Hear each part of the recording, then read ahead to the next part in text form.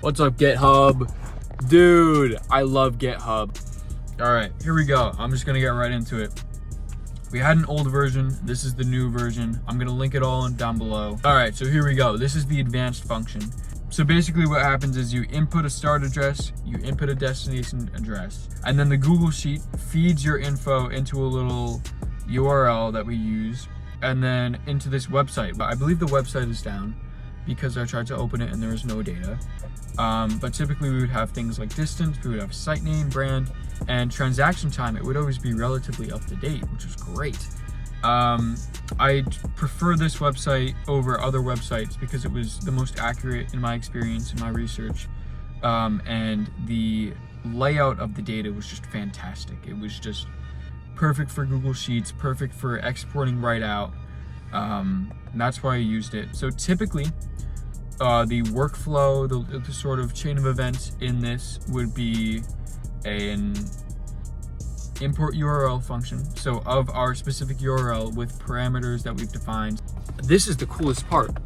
So I was freaking out about over how it would find the radius and not have all these extraneous stations. You have start and destination, you have a point in the middle, and then a radius that extends just beyond them. So you're getting all those gas stations, but not so many that you're bogging down the system and you have to wait so long for it all to process. We're efficient, we're quick, we're divas. Okay, here we go.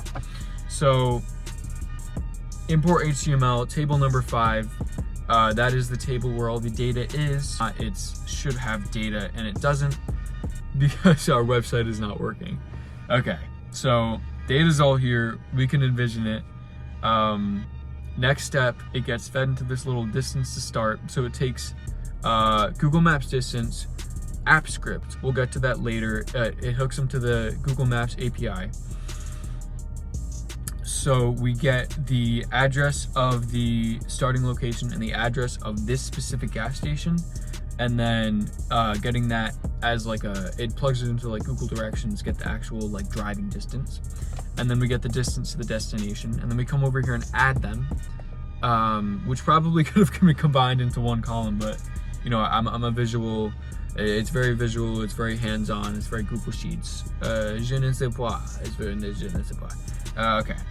So then this is all the important data. So you can see we kind of omitted things like edge. We don't need edge. And then bringing this down and sorting it based on which has the least distance. If you're adding 50 cents of gas by driving this far out of the way, the fact that you're saving 10 cents a gallon is gonna exactly cancel out, but then you're spending 15 more minutes to go out there. So the next step, yep, this is ordered, and then we bring it straight up back to here. See, what it does is it gives you a link straight to Google Maps, and it gives you more up-to-date traffic timing, and it just gives you all the benefits of having Google Maps, which is great. Cool, so we have that.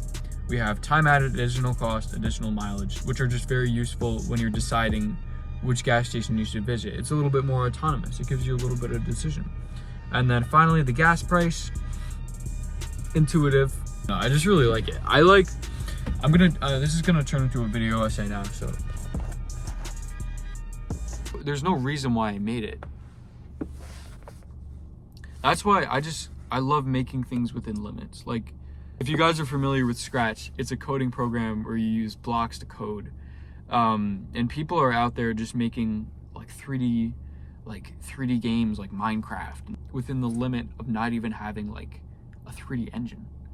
And they're just out here kicking it, making Minecraft real time running. So yeah, that's why I think my limit with this was the fact that I couldn't access a lot of these websites on my school Chromebook. I'm 17, I'm in high school. And it pissed me off that I couldn't really access these websites. So then I learned about the import HTML function, and that was half of it. I split it into 2 parts. The first half was actually finding out how to import the data. Scraping. I was trying to scrape it. So I was in AppScript trying to scrape these websites, which weren't even up to date. So if you go to if you search up Gas Buddy, so already off the bat, you can see it's all locked up in JavaScript. that I know of. I mean, I am just a mere mortal. I'm not a coding god. I'd love to learn how to code. If anybody wants to teach me how to code, I would love that. I took a little course on freecodecamp.org. It was fantastic. This is turning into a vlog. Oh my gosh, I'm a vlogger. But yeah, just building things within limits, even if you constrain yourself. Like I didn't have, it wasn't really like a school project or anything. I just kind of decided to make it. I'm glad with how it turned out. I wanted to apply to MIT. It's like a reach school for me, but I feel like their vibe is exactly what I want in a college. The example, like, you know, MIT is famous for their prank where they put like a police car on top of their main domed building. That's just like the fact that these people are so smart, but they're also kind of silly. Like, I feel like I'm a silly guy. I like being surrounded by people who are just as invested as learning and being curious as I am. I mean, because sometimes like I'll be sitting in like my AP physics class, and there's a couple like juniors who are just like not into it. I don't know why they really took the class, because they're just, you can obviously tell they're just talking all throughout class, and it kind of, I don't know, it kind of takes me out of it, because like I've been looking forward to taking a physics class since I was like 4. Like when I learned about Albert Einstein and all that stuff. I went to the Hayden Planetarium a lot as a kid. That's what I'm writing my essay about a little bit. I'm really nervous. I think no matter what, I'm going to be glad that I will have applied. I was doing some research, and it turns out that only 5% of, so like your application officer, like the application officers choose their handful of students that the person thinks should go to MIT. And then out of that pile, only like 5% or 10% of those people get selected. So the fact that even if you were 100% MIT material and then you didn't make it past that process of selection, I mean, yeah, it's sad. It sucks that that 95% of the people, or at least 90% of the people who deserve to go to MIT didn't make it. It's also a little comforting that if you make it to that step, that you were in with a group of people who someone thought was capable. Janet G. Oh my gosh. This thing is so beautiful. I emailed her. I freaking emailed her because this one was so cool. Like, I didn't know you could say raw dogging. You can say raw dogging in the MIT? Bro, okay. Like, it's professional. So in the beginning, I'm shaking my car. In the beginning, it's so professional. It's like, this Monday is Monday's go. Like, it's poetic. It's kind of connecting from start to finish. And then she says raw dogging. I emailed her. Do you want to see my email? Let's look at my email. gmail.com. Hello, I'm John. 'Twas a covering my bases for MIT app, fingers nonchalantly crossed, doing research on MIT admission when I stumble upon another day in fall, then your bio, then what I ate in a month, apostrophe. Or hashtag or whatever. When I say this, I mean it 100%. You are probably like the coolest person ever. Was super nervous about how professionally I should word my short responses until I read your articles. They seem to capture an incredible amount of personality while remaining in spoken, semi-professional language. You write how I talk, and I didn't know you could do that. So yeah, in summary, you're basically an inspiring girl boss queen, and I want your autograph if we ever meet. Wish me luck, John Kozowitz. That's basically how I said it. I hope I get an interview for MIT, because I had an interview at University of Rochester because they gave me an award. So we went, and then they were like, do you want to do an interview? And I was like, freak yeah. The guy, his name was Patrick. I love Patrick. He ran cross country like me, and we were just chit-chatting. And I didn't know interviews were like you just chit-chat. So we were, me and Patrick were chit-chatting. And he loved me. He loved my resume. He loved all the things I do. And that's kind of when I realized, like, yeah, my resume is pretty thick. Lots of things in here. So this GitHub, like, it's kind of thing on the side. It's not my life's work for sure. I do love it though. I feel like it kind of sums up who I am as a person. Cause like, I didn't really need to make this. I made it cause I thought it was silly and fun.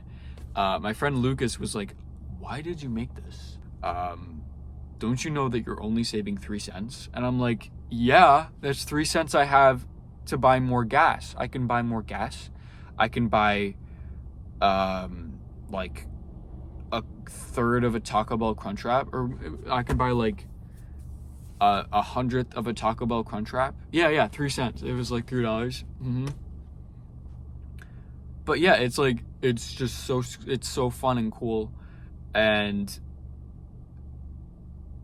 I was probably procrastinating on something while I was making this. But yeah, I just like it. And I hope you like it too. And this description video, which has turned into a blog, I hope you like that. I hope you like long 25-minute videos on your GitHub platform. And the app script isn't mine. I should point that out. The app script isn't even mine. I don't have an API key for this. And I don't know how she doesn't have an API key. The lady who wrote it is she's awesome. I'm probably gonna link that too.